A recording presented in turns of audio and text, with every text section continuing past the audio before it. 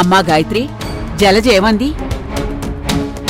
జరిగింది మనసులో పెట్టుకుని ఇక భారత్ని మనింటికి పంపించను అంటుంది.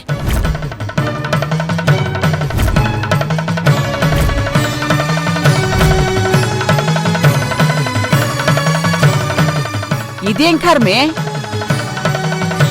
3 ముళ్ళు వేయించి జంటగా కలిపావు.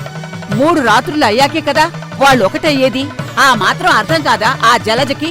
తెలియక కాదమ్మమ్మా, భారతిని మనల్ని సాధించాలని అన్నీ తెలిసేలా చేస్తుంది. అంటే ఇంక భారతక్క మన ఇంటికి రాదా అక్క? అయినా ఆపడానికి ఆ జలజెవరక్క? బావకి చెప్పి అక్కడ తీసుకురమని చెప్పు. తప్పభి, ఇంటి పెద్దగా అత్తగారున్నప్పుడు ఆవిడ అనుమతి లేకుండా భారతీయని తీసుకురమ్మని చెప్పడం పద్ధతి కాదు.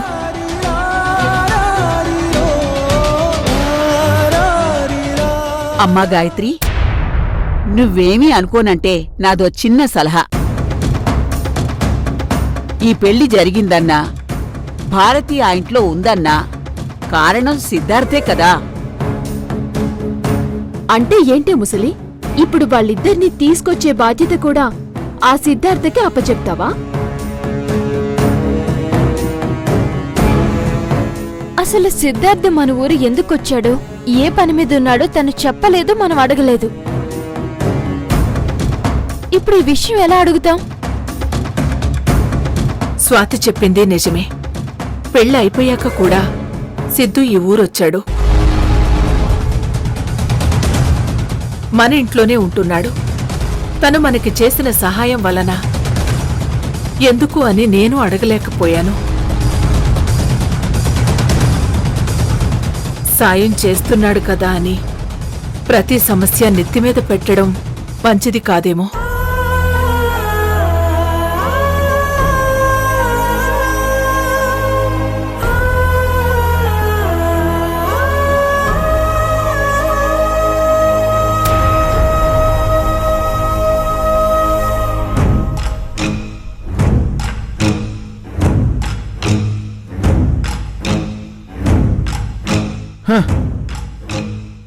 ఏంటి అందరూ అంత సీరియస్గా ఉన్నారు? ఏమైనా ప్రాబ్లమా? చెప్పండి, వెంటనే సాల్వ్ చేసేస్తాను.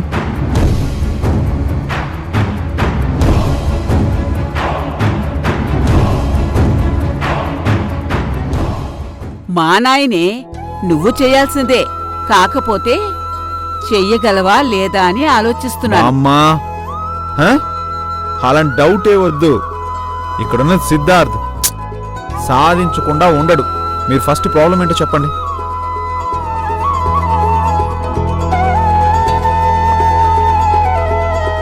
అదే నాయనా. అమ్మమ్మ, అంటే ఏంటి మేడం, ఇంకా మీరు నన్ను పరాయి వాళ్ళనే ట్రీట్ చేస్తున్నారా? అయితే ఈ పరాయి వాడిని మీ ఇంట్లో ఎలా ఉండనిచ్చారు? నేను మీ వాడిని అనుకున్నాను, మీరందరూ నా వాళ్ళు అనుకున్నాను. కానీ మీరు మాత్రం నన్ను పరాయివాడు అనుకుంటున్నారు. అయ్యో అలా కాదు సిద్ధు. అయితే మ్యాటర్ ఏంటో చెప్పండి.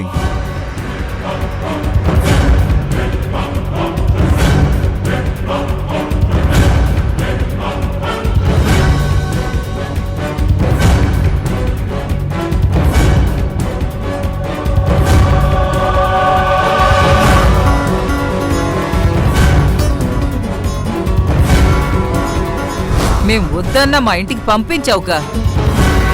ఇంక నువ్వు కావాలన్నా మీ చెల్లి మీ ఇంటికి రాదు.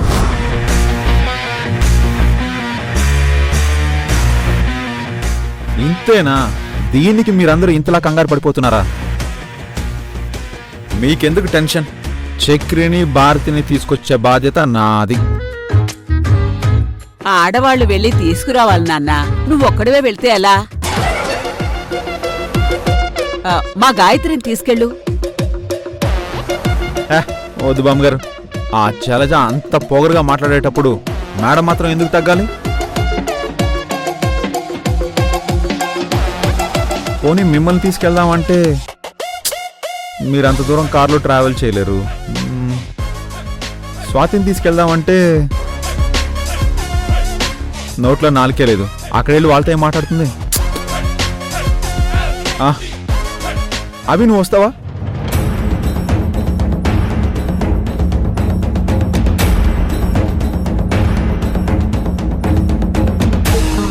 అక్కొప్పుకుంటే నాకేం అభ్యంతరం లేదు.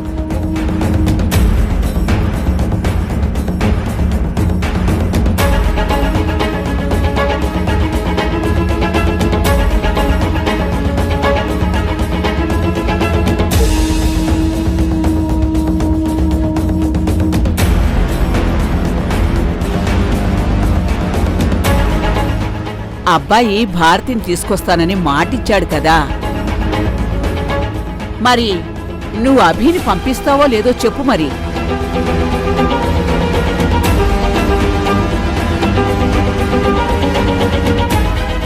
సరే, హా,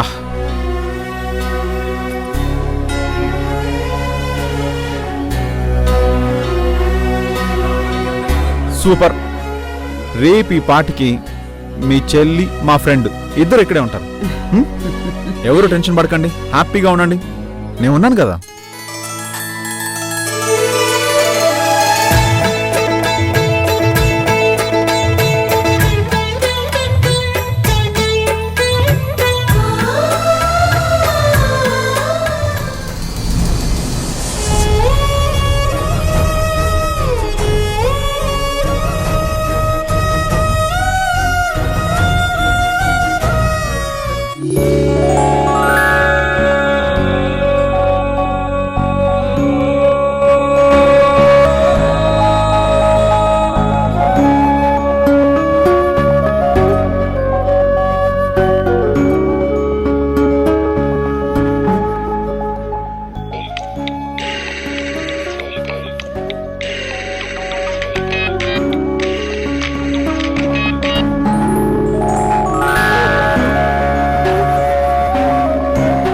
హలో, ఏం చేస్తున్నారు శ్రీమతి గారు? నా వాళ్ళని చూస్తున్నాను శ్రీవారు. అందులో నేనున్నానా? నా మనసులోనే ఉన్నారు కదా. ఓహో, మీ అక్క చెల్లెళ్ళ ఫోటో చూసుకుంటున్నావా? డైరెక్ట్ గా చూడ్డానికి దగ్గరలో లేరు కదా. నీకెప్పుడు కావాలంటే అప్పుడు నేను చూపిస్తాను కదా. ఇది చెప్పడానికే ఫోన్ చేశారా? నా భార్యతో సరదాగా సినిమాకి వెళదామనిపించి పర్మిషన్ అడగటానికి ఫోన్ చేశాను. ఆఫీస్ మానేసి వస్తారా? నో నో నో, అలా వస్తానంటే నా భార్య ఒప్పుకోదు. అందుకే ఆఫీస్ అయ్యాక వస్తాను. ఫస్ట్ షోకి వెళ్దాం. రెడీగా ఉండనా? నన్ను రెడీ చేయమన్నా నాకేం అభ్యంతరం లేదు. కాకపోతే నువ్వే అక్క ఆచారం ఉంటూ అడ్డు చెప్తావు. షటప్. పికప్ చేసుకుంటాను, రెడీగా ఉండు. Okay sir.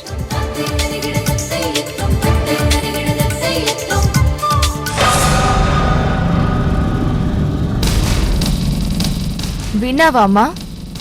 మట్టిలో నుంచి వచ్చిన ఈ మహారాణిని సినిమాకి తీసుకెళ్తాడంట. అర్థమవుతుందా? అదొచ్చాక అది బెల్లమయ్యింది, నువ్వు అల్లమైపోయా. అల్లం ఘాటు ఎలా ఉంటుందో దానికి తెలిసేలా నేను చేస్తాను కదా. ఏం చేస్తావు? ఇది నీకు చెప్పదు. వాడికి చెప్పినా వినడు. కాదు కూడదు అంటే అత్తగారు ఆడపడుచు కలిసి కోడల్ని సాధించుకు తింటున్నారని నీ మొగుడు నా మొగుడు ప్రచారం చేస్తారు. తిడితే వాడికి కోపం వస్తుంది, అరిస్తే అందరికీ తెలుస్తుంది. కానీ చెయ్యాల్సింది చేస్తే మనమేంటో తెలుస్తుంది.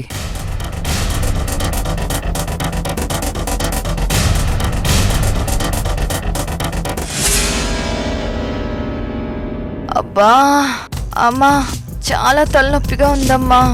ఇప్పటి వరకు బానే ఉన్నావు కదా, ఇంతలో ఏమైంది? నీకింకా అర్థం కాలేదు అల్లుడు. ఎవరికైనా పనులు చెప్పాలంటే మనకు అనారోగ్యం ఏదో రకంగా వచ్చేస్తుంది. ఈ రోగం ఆ రోగమే అయ్యుంటుంది కదమ్మా. అమ్మ చూడమ్మా, నేను తలనొప్పితో చచ్చిపోతుంటే నాన్న ఎలా అంటున్నారో. ఏం చేస్తాం? అంతా మన కర్మ. మనం పెట్టింది తిని మన మీద సెటైర్లు వేసేవాళ్లే. మనకి సాయం చేసేవాళ్ళు ఎవరున్నారు?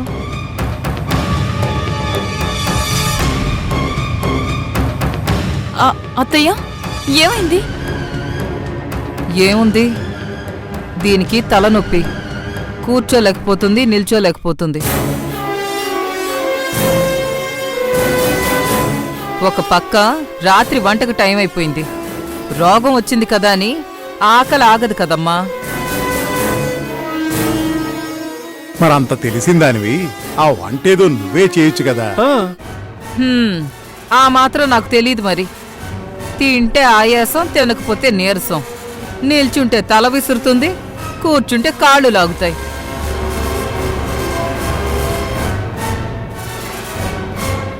ఇన్ని బాధలున్న నేను ఆ వంటగదిలోకి వెళ్ళానంటే అరగంటలో హాస్పిటల్లో ఐసీయూలో ఉంటాను. అందుకే ఆలోచిస్తున్నాను. అంతేకాని చెయ్యలేక కాదు, చేతకాక కాదు.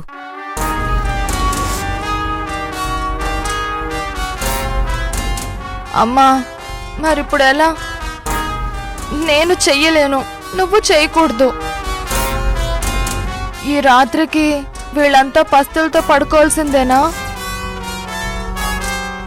ఎందుకు?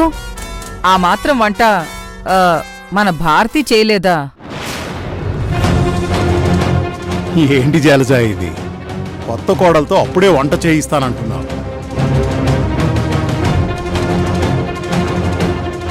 అది కాక ఆ అమ్మాయి అంతలా రెడీ అయి వచ్చిందంటే వాడు అమ్మాయి ఎటైనా బయటికి వెళ్దాం అనుకుంటున్నారేమో. ఇలా హ్యాపీగా ఉండే వయసులో పని చెప్పడం అవసరమా? అంటే ఇదంతా నేను కావాలని చేస్తున్నానన్నా మీ ఉద్దేశం? అది కాదత్తయ్య, ఒక మాత్ర వేసుకుంటే తగ్గిపోయే తలనొప్పికి ఇంత రాద్దార్థం ఎందుకా అని మావయ్య చెప్తున్నారు. ఆ మాత్రం మాత్రలు వేసుకుంటే తలనొప్పి తగ్గిపోయి ఉంటే ఈ మాత్రం నేను ఏడవను. ఒక పక్క తలనొప్పితోనే ఏడవనా, ఇంకో పక్క మీ గోలే వినాలా? అయినా ఈ మా ఇద్దరి తలనొప్పి నాకే రావాలా? చూస్తుంటే ఈ అమ్మ కూతుళ్ళు నాతో వంట చేయించడానికి డ్రామా ఆడుతున్నట్టుంది.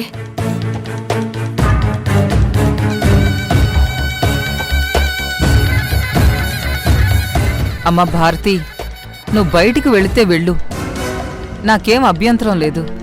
కాకపోతే కొంచెం ఆ వంట చేసి వెళ్ళమ్మా. అది కాదత్తయ్య, ఆయన సినిమాకి వెళ్దామంటే.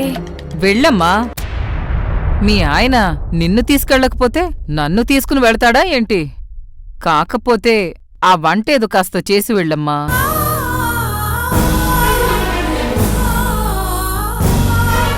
వంటంటే అదేదో పెద్ద పెద్ద వంటలు అనుకోకు.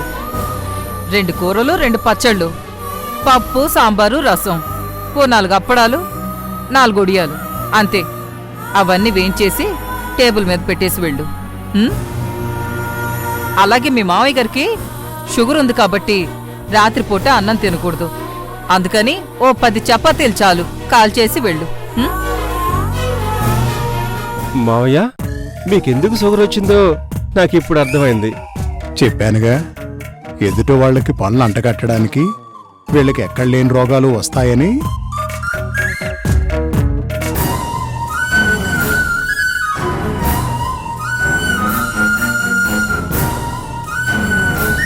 కొత్త కోడలితో వంట చేయించాలని చూసిన అత్తగారిని కూరలు తరిగిన కత్తితో కసా కసా కసా పొడిచి చంపిన కోడలు. ఏమండి, అందులో ఉన్నది చదువుతున్నారా లేదా మీ మైండ్లో ఉన్నది చెప్తున్నారా? లేదు జలజ, ఈవినింగ్ ఎడిషన్లో మెయిన్ హెడ్డింగ్ ఇదే. అయినా ఎక్కడో జరిగింది, ఇక్కడ మన ఇంట్లో జరగడం ఎందుకు అని చదివి వినిపిస్తున్నాను అంతే. మావయ్య, ఆ కోడలు అత్తగారితోనే ఆగిందా, ఇంకా ఆడపడుచుని కూడా ఏమైనా చేసిందా? కొంచెం అందులో చూడు మావయ్య. కోడళ్ళకి అత్తగారి మీద కంటే ఆడపడుచులంటేనే ఎక్కువ కోపం. ఊరుకుంటుందా? కసా కసా కసా కసా నరకదు. అమ్మా, ఇందాక ఎవరి గురించో పేపర్లో చదివినట్టు ఇప్పుడు మన గురించి వస్తుందేమో. దాని వాలకం చూస్తుంటే మన ఆయుష్ ఈ రోజుతో తీరిపోయిందనిపిస్తోంది.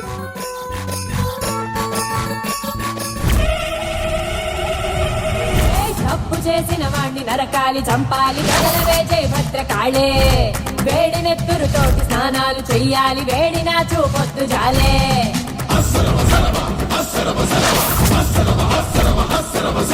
తప్పు చేసిన వాణ్ణి నరకాలి, చంపాలి, గదలవే జై భద్రకాళే. వేడి నెత్తురుతోటి స్నానాలు చెయ్యాలి, వేడి నా చూపొద్దు జాలే.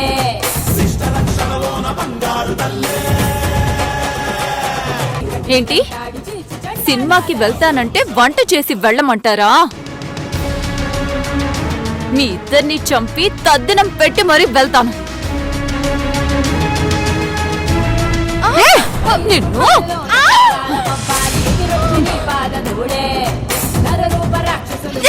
అమ్మా! అమ్మా!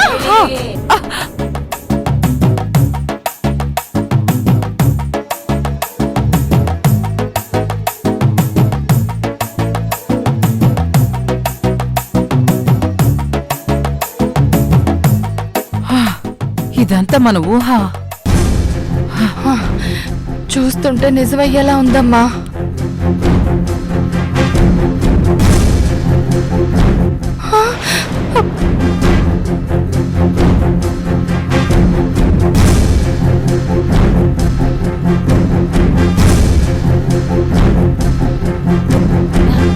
ఎక్కడున్నాయి అత్తయ్య?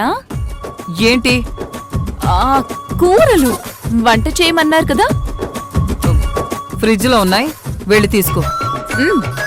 అలాగే.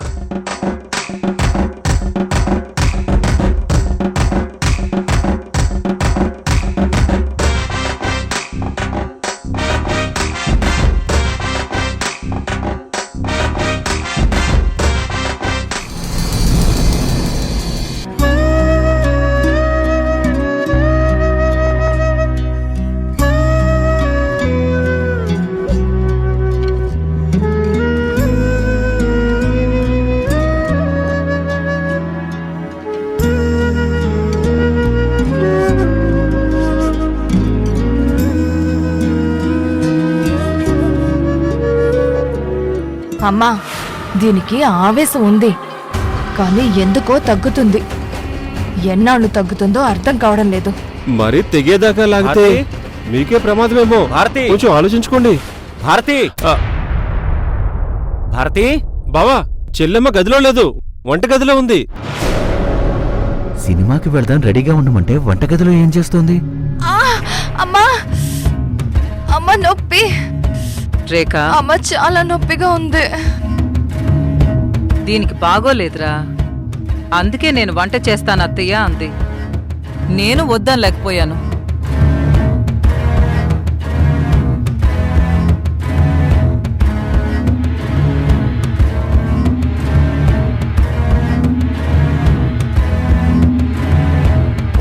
ఏంటి భారతి ఇది? సినిమాకి వెళ్దామని ముందే చెప్పాను కదా, అయినా ఈ పని నువ్వెందుకు పెట్టుకున్నావు? ఇంట్లో వాళ్ళకి బాగోలేకపోతే మనకి సినిమాలు అవసరమా? అది కాదు భారతి, నేను చెప్పేది. ప్లీజ్ చక్రి, నువ్వు బాధపడి నన్ను బాధ పెట్టొద్దు. వెళ్ళు.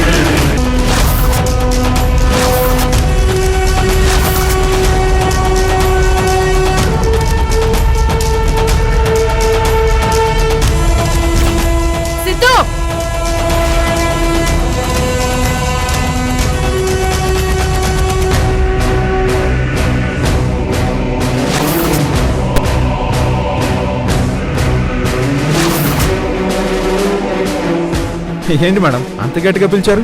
నువ్వు మా ఇంట్లో ఉంటూ మా మనిషిగా కలిసిపోయావు. వచ్చి ఎన్నాళ్లైనా మీ ఇంటి గురించి ఎందుకు చెప్పలేదు? చెప్పడానికి ఏముంది మేడం, నానేమో బిజినెస్ మ్యాన్, అమ్మేమో హౌస్ వైఫ్, అంతే సింపుల్.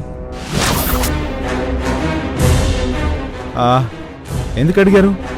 ఎవరు ఎలాంటి వాళ్ళో తెలియాలంటే వాళ్ళ గురించి తెలుసుకోవాలి కదా. ఇంతకీ మీ నాన్న ఏం బిజినెస్ చేస్తుంటారు? ఆయన పేరేంటి? అబ్బే మీరు తెలుసుకునేంత గొప్ప పేరేం కాదు మేడం. అదేంటండి అమ్మ నాన్నల గురించి అడిగితే అంత టెన్షన్ పడుతున్నారేంటి? అబ్బా అదేం లేదు, బేసికలీ మా డాడీ ఇక్కడ ఉండరు, ఫారిన్లో ఉంటారు.